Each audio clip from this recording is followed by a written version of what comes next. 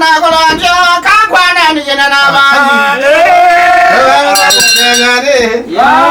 kale okuzala kujagana bakula banzala nakolanja naye omuzadde asaana nte kakwana nijena n'abangi kale okuzala kujagana bakulu bannange nakolanja nsaba okuzala kujagana muzadde nendya ntula kale okuzala kujagana njagana baba nakola ndyasaba okuzala kujagana kakwana nijena n'abakulu okuzala kujagana njagana abakulu abanzala naitani saba okuzala kujagana omuzadde asaana alye okuzala kujagana njagana abakulu bannange nakola nti abannange nsaba jagana mu lujja lw'abakulu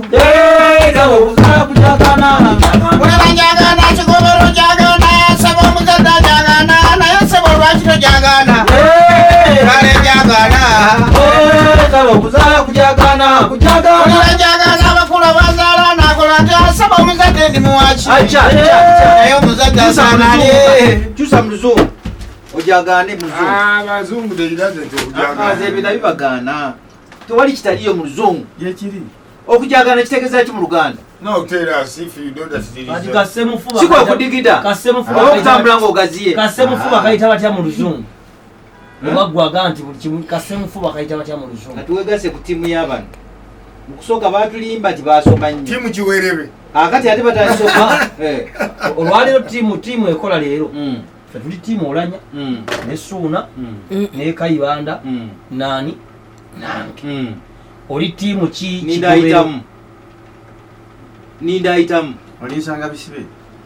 Kigobero tuli bantu bakulu abakubuuza ebintu nange ndi muntu mukulu abaddamu lwaki olinda ayitamu gwe ngenda naye twagala osalewo kati sijja kusala siri mulonzi kaddaga takusayiningirako mafuta n'ogali wamma enakusomezi ebirimunya omwezi gwa kutaano mwaka 2020 olunaku lwa Mande tubagalanye na gye muli wasuza otya mukwano gwange ali emasaka ali ekyotera ali emutukula tubabuzaako enekagala enkuba etonnye ekiba ekinene nnyo etonyedde dakika 45 oba essaawa ng'emu n'ettaka linyikidde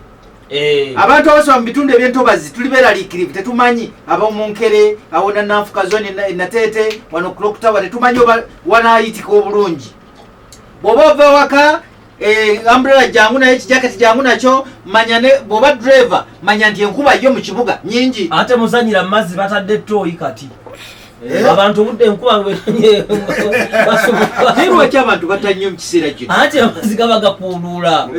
agenda nabiri mukoka bwajja nti atwala ne byataleeta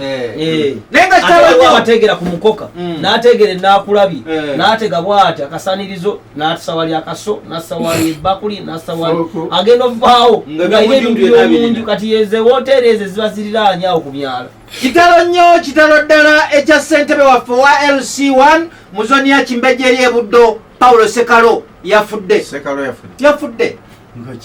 Paulo Sekalo yafudde